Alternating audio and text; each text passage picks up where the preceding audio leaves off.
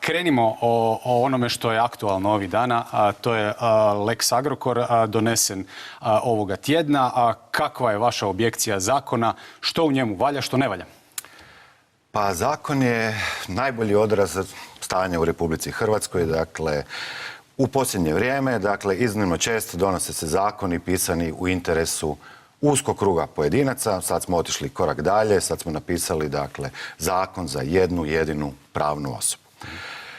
Kada se donose zakoni, oni moraju biti u interesu svih građana. Ne smiju preferirati niti jednog pojedinca, niti jednu pravnu osobu. Što je u njemu loše? U njemu je loše sve. Zakon. Dakle, kada oni koji imaju ovlast donositi zakone, oni imaju 3 puta. Prvi put je, primjenjivati propise koji su na snazi. Dakle, primijeniti stečajni zakon. Dobro. Prepisati, ukoliko žele novi zakon, regulirati neko novo područje, onda prepisati zakon od slova do slova iz države u kojoj taj zakon dokazano već najbolje funkcionira. Da li to Njemačka, da li to Austrija, Češka, Amerika, potpuno svejedno. Dakle, koristite tuđa iskustva. I treća opcija je skupiti ono najbolje što imate u državi, pozvati, stručnjake i kažete im, molimo vašu pomoć. Dajte da napišemo zakon. Situacija je izvanredna, nama je potreban zakon kojima ćemo moći regulirati određeno stanje. Međutim, što se kod nas dogodilo? Za koje od ova 3 scenarija vi pledirate? Ili prvi, ili treći, ili drugi. Svejedno. Ali ovo što se dogodilo je katastrofa. Dakle, zakon su napisali potpuno nepoznate osobe, no-name ljudi. Recite nam, ko su ti ljudi koji su napisali ovaj zakon? Gdje oni rade? Čim su se oni bavili? Dakle, stečaj u Republici Hrvatskoj, to je iznimno specifično područje, bavi se svega 50-ak ljudi. Dakle, ja ne znam nikoga koji je sudjelovao izradi toga. Pričali ste s nekim od tih ljudi koji bi možda mogli biti konzultirani? Nisu, jesu? Svakako, da. Nitko nije konzultiran. Dakle, nismo konzultirani mi suci trgovačkih sudova, nisu konzultirani profesori pravnog fakulteta. S obzirom na situaciju u Agrokoru, radi li se tu o zbrzanoj situaciji donošenja zakona, pa zbog toga nije se dogodilo ovo na što vi upozoravate? Dakle, u tih 7 dana, mogao je uslijediti javni poziv i svi koji imaju imalo domoljublja u sebi bi besplatno dali cijelo svoje slobodno vrijeme radeći da taj zakon bude što bolji. Dakle, to je ono što bi se sigurno dogodilo. Koga je po vama trebalo, osim ljudi koji se bave stečajnim zakonom, konzultirati pri izradi ovoga zakona?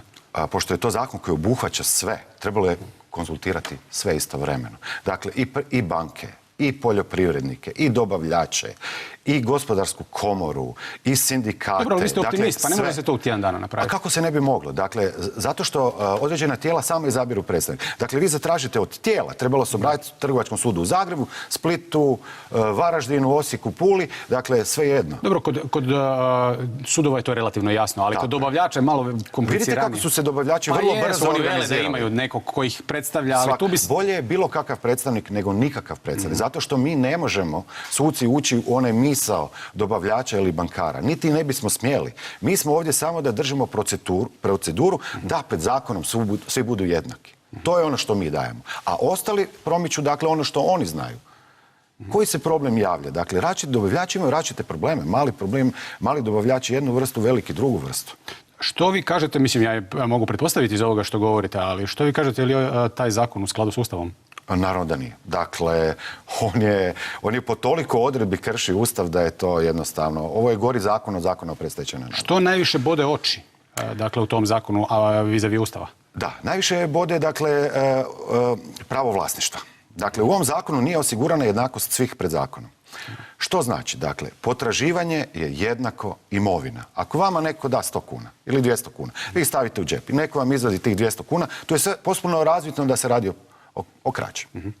Ali ako vi meni dugujete 200 kuna i napišete zakon da mi ih nikad ne vratite, o čemu se tu radi? Dakle, isto se radi o krađi. Dakle, tu nema razlike. Dakle, ovo je zakon koji ne štiti dovoljno pravo vlasništva. Vlada će vam reći tu se radi o spašavanju radnih mjesta. Svakako. Dakle, moramo prvo znati kako je definiran taj zakon. Stečajni zakon, odnosno insolvencijski zakon, kako u Hrvatskoj, tako i u cijelom svijetu.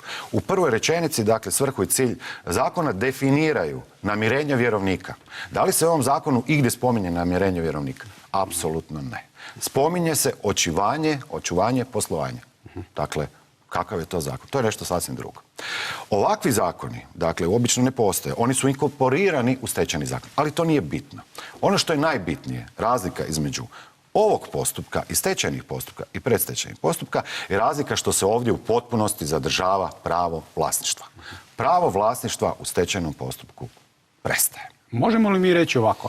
Ivica Todorić se oglasio i rekao je, eto, dajem sve državi. Međutim, on ne daje sve državi.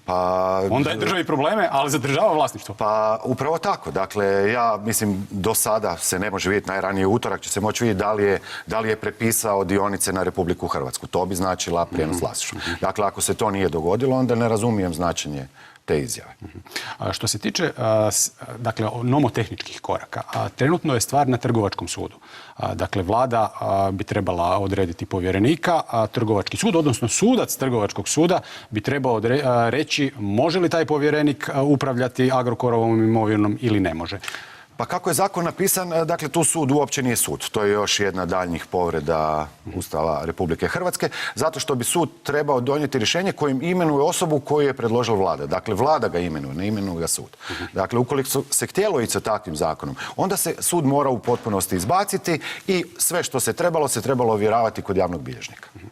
Što se tiče postupka na Trgovačkom sudu, treba li sudac, to se još u ovom trenutku ne zna, ili vi možda znate, u čije će to ruke doći, treba li on odlučivati o tome ima li tu povreda Ustava ili nema, treba li on tražiti od Ustavnog suda da se pokrene zahtjev za ocjenu ustavnosti? Treba li on sam pokrenuti zahtjev za ocjenu ustavnosti? Dakle, Ustavom Republike Hrvatske sudačka dužnost je povjerena sucima osobno. Ne zgradama, ne predsjednicima sudova, ne institucijama, dakle sucima osobno. Sud je tamo gdje se nalazi sudac. Nadalje, propisima, dakle, o Ustavnom sudu Republike Hrvatske, propisano je da je svaki sud koji utvrdi da se radi o neustavnom propisu dužan donijeti rješenje o zastajanju s postupkom i podnijeti zahtjev Ustavnom sudu. Dakle, ja smatram da bi svaki sudac, ali svaki sudac odlučuje za sebe. I ukoliko smatra da se radi o neustavnom propisu, bio dužan zastati s postupkom i podnijeti zahtjev Ustavnom sudu. Tako da to riješimo za sva vremena. Dakle, taj postupak može i trajati i može već biti riješen u 10 dana. Dakle, svi pričamo, svi smo već 10 puta pročitali zakon, dakle, od podnošenja zahtjeva do ocjene Ustavnog suda ne bi smjelo proći više od 10 dana. Naravno, to je odluka svakog suca za sebe. Dakle, kad bi svi suci smatrali isto i sudili, onda nam suci ne bi ni trebali. Imali bismo kompjutere i sve bi bilo riješeno. Je li inkompatibilna funkcija gospodina Alvareza sa osobom koja bi trebala biti imenovana od vlade? Pa, gospodin Alvarez, vidjeli smo, u medijima se predstavio kao generalni direktor restrukturiranja i to. Mislim, ja nigdje nisam pronašao nikako pravno uporište za takvo predstavljanje. Dakle, u sudskom registru on nikad nije bio upisan, tako da ne znam čemu se tu uopće radilo i koja je uopće njegova funkcija bila i da li on uopće imao ikakvu funkciju. Čiji je on zaposlenik bio? Da li je on bio zaposlenik? Dakle, mi to ništa ne znamo. I iz toga i dalje izvlačite iz te nejasnoće i što će on raditi ako bude imenovan ovaj vladin povjerenik? Pa mislim, mi ne znamo, dakle, tko je on i što je on, koja je njegova uloga. Dakle, funkcija ispod imena i prezimena u medijima ne znači ništa. Pravna funkcija znači, dakle, ili ga imenovao, dakle, upravno tijelo svakog društva, upisao u registar, registar se može i par dana kasnije upisati, ali vidimo, on nikad nije bio upisan nigdje. Prema tome, on službenu funkciju nije niti imao. Ovdje ste spomenuli i stečaj kao mogućnost, odnosno kao ono što bi se po zakonu trebalo dogoditi u ovakvim slučajevima. Stečaj koga i kada? Dakle, stečaj cijelog Agrokora ili stečaj pojedinih poduzeća? Upravo najgore što je u tom zakonu, dakle, to je još amandmanom uneseno, to je nešto stravično, gdje se zdrave tvrtke uvlače u stečaj, odnosno u taj novi zakon izvanredne uprave, ako glavni dužnik ima 25% udjela. Pa to je nešto nezamislivo, to je strašno. Dakle, zamislite da ste vi vlasnik ili mali dioničari jednog društva i sad želite uložiti u neki proizvodni pogon i prodate 25% svog udjela nekome da biste kupili, dakle, bez daljnjeg zaduživanja proizvodni pogon. I sada taj ode u stečaj i vas koji, iako imate primjerice svake godine 100 milijuna kuna dobiti i vrhunski poslujete, vi dolazite u probleme zbog onoga koji je kupio vaših 25%. Pa to je nešto nedopustivo. To je naravno suprotno svim pravnim normama. To je suprotno i uredbi, dakle, Europske unije koja govori o stečajima. Ona kaže svaki stečajni postupak mora biti za sebe. Dakle, ovo što mi guramo će napraviti ogromni pravni kaos i nepravdu. Dakle, uvlačiti društvo u probleme zato što glavno društvo, a to u biti nije glavno društvo. Kako može biti glavno društvo koje ima samo 25% udjela? Dakle, valjda su glavni oni koji imaju 75% udjela. Kad govorimo o poduzećima u sastavu Agrokora koja posluju relativno dobro, kako vi vidite cijelu ulogu u svemu tome i Zagrebačke burze? Naime, njihove dionice, unatoč tome što su oni izvorno relativno dobro posluju, a koncern Agrokor ne posluje baš dobro, su pale strahovito. Reakcija burze i odgovornih osoba je bila katastrofalna. Dakle, nevjerojatno i nedopustivo je da se kad se vidjelo da se ide u takav jedan zakon koji će napraviti, dakle, teške poremeće, da li dobre, loše, srednje, ali uglavnom doći do velikih promjena, moralo se odmah obustaviti trgovanje sa tim dionicama. To se nije učinilo i sada je nastala velika šteta. Premijer Plenković kaže, baš suprotno od onoga što vi tvrdite, da se u slučaju ovoga zakona ne radi o zaštiti jedne osobe, nego da se radi o zaštiti 40.000 djelatnika Agrokora u Hrvatskoj, odnosno 35 ili koliko. Dakle, tim zakonom zadržava se pravo vlasništva. To smo već rekli. S druge strane, imate uvjet koji govori da bi se pokrenuo taj zakon 7,5 milijardi kuna duga. Pa tko ikada piše zakon kojem je uvjet dug? Valjda je uvjet za primjenu zakona prihod u protekloj godini, kao u normalnim zakonima. Dakle, uvjet da bi se mogao takav postupak primijeniti je društvo od iznimnog interesa zato što ima 100 milijuna eura prometa godišnje, a ne dug. 7,5 milijardi. Kakva je to definicija? Dakle, očigledno je da se radi samo za jednu osobu. Ove tvrtke koje se spominju, dakle, to su tvrtke u vlasništvu ili Republike Hrvatske ostale ili u vlasništvu jedinice lokalne samouprave. Pa država može svaki dan 3 puta mijenjati upravo tog društva. Dakle, ovdje se radi da upravo država intervenira, a u svojim društvima može intervenirati odmah. Dakle, to ne mogu biti društva na koje se taj zakon uopće primjenjuje. Vi tvrdite da prosječni ljudi moraju plaćati svoje račune, a da je na ovom primjenu vidimo da velikim igračima se izlazi u susret. Da je otprilike to takva situacija. Neki će reći, ma da, Kolakušić je populist, on sad igra na osjećaje ljudi kojima eventualno prijeti otkaz ili im je nesigurno radno mjesto. Međutim, on kao sudac bi trebao ipak drugčije razmišljati, a ne se služiti populističkim metodama. Što kaže sudac Kolakušić? Pa kažem da govorim isključivo dakle sa stručne strane. Kada govorimo primjerice o stečajnom pravu, mi cijelo vrijeme imamo tvrdnju da smo prepisali njemački zakon. A nismo baš cijeli. 101. tvrdnja u nizu koja je potpuna laž. Dakle, u Njemačkoj idete u stečaj prvi dan nakon blokade. Uprava društva, dakle, ima vremena, ako netko drugi ne pokrene, do 21. dana da pokrene sama stečaj. 22. dan kazna zatvora je 3 godine za ovlaštenu osobu i cijelom svojom imovinom. Dakle, dvorcima, hotelima, avionima, bazenima, televizorima, slikama odgovara za dugove društva. Dakle, to je nevjerojatna razlika. Sad smo došli ovdje do pitanja, ovdje niko ne bilda mišiće u ovom trenutku na Ivici Todoriću. Ja to sigurno ne radim, ovdje sam ugostio i kad Todorić nominalno nije bio u problemima, odnosno možda je nominalno, ali ne za javnost, osobu koja ga žestoko kritizirala, Darija Juričana koji je napravio film Gazdo svojedobno. Međutim, radili se o tome, odnosno u čemu je problem. Kaže se Ivica Todorić će odgovarati samo imovinom koja je u Agrokoru. Svima bode oči njegov dvorac, to što vi spominjete, jahte i tako dalje. Tome se ništa ne događa, unatoč činjenici da ali to je svim vlasnicima. Tu su svi jednaki pred zakonom. Dakle, ja tu ne vidim nikakav problem. Dakle, u ovom slučaju odgovarat će društvo s cijelom svojom imovinom, vaša privatna. Dakle, to je potpuno u redu kada se primjenjuje na sve. Dakle, i na male, i na velike, i na srednje. Dakle, svi su tako prošli i ja tu ne vidim nikakvog problema niti sa Ustavom, niti sa zakonom. Dakle, svi smo jednaki. Cijelo vrijeme se govori da je to uzor bio, na primjer, ovaj zakon Chapter 11 u Americi. Koji je uvjet za pokretanje stečaja u Americi? 3 vjerovnika, ukupni dug $15,000. Dakle, nikakve blokade računa, ništa. Zašto je to tako? Zato što se pokušava restrukturirati društva kada je to moguće. Ono što je štetno, što je karcinom društva, se mora odmah odrezati da ne zarazi zdrave dijelove. Dakle, poduzetnik koji uzima robu i ne plaćaju, on može oštetiti stotine i tisuće. Dakle, zbog toga sve države imaju propise kojima vrlo brzo reagiraju i pokušavaju, dakle, tog poduzetnika ili dovesti u red ili maknuti sa tržišta. Dakle, vama je 3 poduzetnika pokrenulo, dakle, stečajni postupak radi 15.000 kuna i onda se vi možete, 15.000 dolara, ispričavam se, dakle, možete obratiti sudu da primjenjuje se na vas, dakle, taj Chapter 11, u kojem vi zadržavate pravo vlasništva, dogovarate se s vjerovnicima i pokušavate nastaviti poslovanje. Da završimo za sada sa pričom o Lex Agrokoru. Znam da niste baba Vanga, ali priupitat ću vas što mislite kako će se stvari dalje razvijati. Jeste li optimisti ili pesimisti?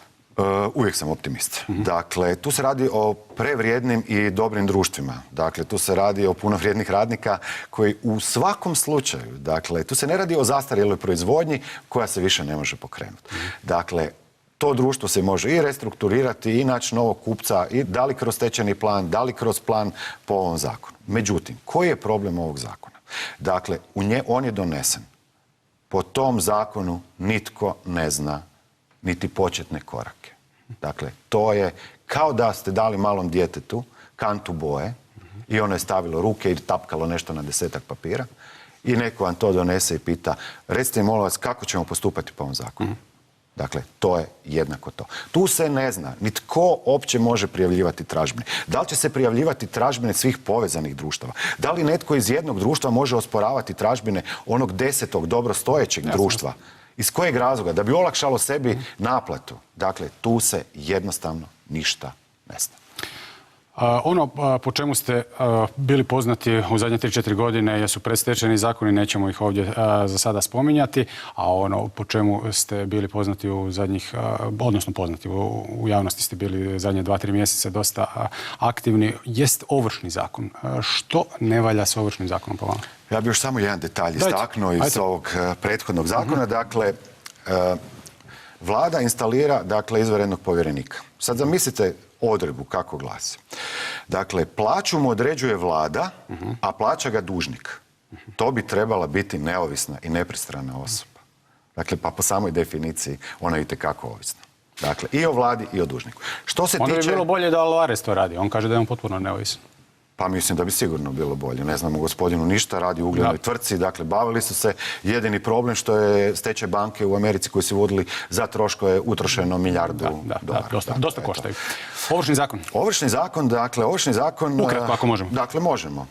Predstečajni zakon devastirao poštene poduzetnike, Ovršni zakon uništio poštene i male ljude u Republici Hrvatskoj. Kako ih je uništio? Uništio ih je temeljem nepostojećih troškova koji su u zakon uneseni da bi nekolicina ljudi zaradila nezamislive novce, a građani ostali oštećeni. Vama zbog 50 kuna, vama je trošak već u prvoj rundi mogao narasti za 700 kuna, kasnije sve više i više rasti. Dakle, da li se to moglo spriječiti? Jedna odredba koju govorim već godinama, svaka strana snosi svoj trošak. Mi ne bismo imali barem 150-200 tisuća blokiranih. A u ovom trenutku je 330. U ovom trenutku 330. 2010. ih je bilo 25 tisuća. Dakle, od 2010. nitko, bez obzira, dakle, i na udrugu blokiranih, ja sam puno pisao i govorio o tome. Ljudi su se jadali po emisijama svugdje. Nitko nije našao vremena da se taj zakon izmjeni. Da se pozovu ljudi koji se bave tim zakonom i da se to izmjeni i da svi budu zadovoljni. Na ovaj način su oštećeni svi. Mislim, taj zakon se više puta mijenjao samo... Taj zakon je više puta, naravno. Ovršni zakon je mijenjan u Hrvatskoj 20 puta. Ali, dakle, ove odredbe koje su uništile i dovele do 330 tisuća, one su u najdrastičnijem obliku, dakle, bile 2010. Javni bilježnici su uvedeni 2006. Dakle, tu postoji 2 niza problema. Prvi niz problema je, dakle, oštećenje državnog proračuna. Da su to radili sudovi kao u svim drugim državama, sve te javnobilježničke pristojbe, sve to, dakle, u Republiku Hrvatsku državni proračun bi ušao najmanje 2,5 milijarde kuna. Evo samo jedna digresija. Jučer sam razgovarao s jednim odvjetnikom koji kaže da, mogu to raditi sudovi, međutim, sudovi to rade sporo i neučinkovito. Pa da, naravno, floskula da ne može biti jača. U Sloveniji, dakle... Dobro, ja mu vjerujem. On veli da se zakazuju bespotrebna ročišta, da se to sve na jednom ročištu može riješiti, a da se on suočava kao odvjetnik s 5 ročišta. Evo, sad ću vam kratko objasniti. Dakle, uopće nema ročišta u tim postupcima. Dakle, zar vi mislite da je 5 javnih bilježnika, da ima ikakvog postupka moglo donijeti 7 milijuna rješenja ovrsi? Naravno da ne. Dakle, to vam je automatizirani postupak. Ja, dakle, 4,5 godine govorim, po uzoru na Austriju. Na kraju Slovenci su još bolje napravili. Slovenci su dobili za najbolji zakon i implementaciju, dakle nagradu Europske unije. Dakle, oni imaju naravno kompjuterski program, ovrhovoditelj se ulogira u sustav, ne prilažete ni račune, ništa ne prilažete, automatski sustav generira, 5 sudaca, samo 5 sudaca, dakle sve ovrhe u Sloveniji, to je dakle 200.000 godišnje, puta, dakle 2 milijuna ovrha je bilo pod nadzorom samo 5 sudaca. Međutim, što mi radimo? Mi radimo cijelu računalnu infrastrukturu, dajemo FINA-i, pa onda jedna poluprivatna financijska agencija, ne znam ni ja šta je to, dakle raspolaže ogromnim iznosima, umjesto da smo računalni centar osnovali na Županijskom sudu u Zagrebu, Trgovačkom, Općinskom, i dakle sve te postupke prodaje, ovrhe, dakle prodaje nekretnina, izdavanje ovršnih rješenja, učinili, tako reći, mi smo ga mogli učiniti, tako reći, besplatnim za ovršenike. Dakle, vaša je priča, sudovi to trebaju raditi, ne javni bilježnici. Pa to kaže Ustav Republike Hrvatske. Kaže, svatko je dužan da o njegovom pravu i obvezi odluči neovisni nepristrani sud. To kaže Europska dakle, konvencija o temeljnim pravima slobode čovjeka i građana. Dakle, od slova do slova isto kaže. To kaže Europski sud povodom sad ovih zadnjih odluka u kojima dakle, se ne primjenjuju ovršna rješenja izdana po javnim bilježnicima nad građanima Europske unije, upravo iz toga da su prekršene odredbe Europske konvencije o zaštiti ljudskih prava, jer nije odlučio nepristrani sud, već tijelo kojem tom postupku apsolutno nije mjesto. I eto još za kraj ovog dijela razgovora iskoristit ću vas. Znam da je nezahvalno komentirati, pogotovo nepravomoćne sudske presude. Prošli tjedan bili smo svjedoci, ali svejedno ću barem načelno postaviti tu temu, pa vi recite što mislite o njoj. Prošli tjedan smo svjedoci da je bivši premijer Sanader osuđen na 4,5 godine zbog 17,6 milijuna eura mita.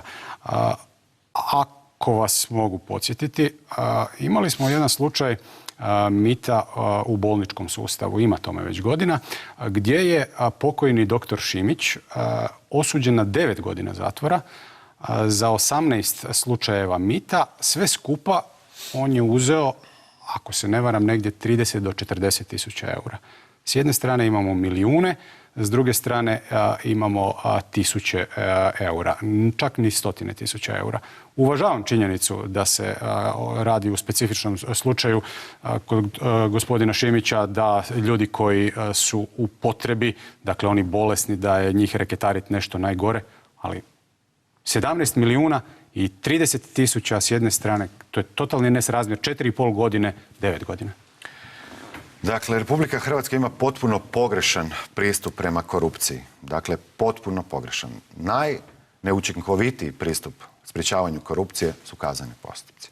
Oni su jednostavno predugi, oni nemaju nikakvog smisla, korupciju je prvenstveno izuzetno teško dokazati. Ono što još fali, dakle, i kad već imamo, dakle, kad želimo to putem kaznenog, fali izricanje novčane kazne. Dakle, sve ozbiljne države imaju novčanu kaznu. Dakle, teško je utvrditi da određena imovina... Dakle, prvo vam je jako teško utvrditi da, dakle, ste vi primili novac, pa da je onda ta imovina iz tog novca. Zato vama je teže da ne znam, da nemate vatrogasni aparat negdje, dobit ćete veću kaznu nego ovo. Dakle, jedan od najpoznatijih španjolskih rukometaša, dakle, izvršio je poreznu prevaru, nije uplatio porez, dobio je zatvorsku kaznu 6 milijuna eura kazne. Dakle, vi imate i kaznu i oduzimanje. Zbog čega je bitna kazna? Jer kazna se puno lakše naplaćuje. Dakle, ja kad vama uzmem kuću, to je ta kuća. Ali ako vama 6 milijuna odredim, vi morate prodati i kuću, i drugu, i sve da biste namirili to. Puno važniji i puno bolji pristup cijelom tom problemu je, dakle, ispitivanje porijekla imovine, to je ključ. Time se mogu ispraviti sve nepravde u našem društvu. Dakle, ne treba nam kaznena pravna revizija privatizacije, nego je potrebno pitati od kuda vam. Donesite dokaze. Zašto? Jer u tom postupku ste vi dužni dokazati. To nije dovoljno da kažete ja sam bio fotograf, ja sam bio pomorac, ja sam bio bilo šta, ja sam naslijedio. Daj da vidimo, odakle? Molim vas, donesite rješenje, donesite uplatnicu. Donesite... Prijatelji iz Ekvadora, za sada vam hvala lijepa. Vidimo se na kraju emisije kada ćete prokomentirati ono što ćemo sada vidjeti, a tiče se u principu i ovoga o čemu smo govorili. Hvala za sada. Hvala vam.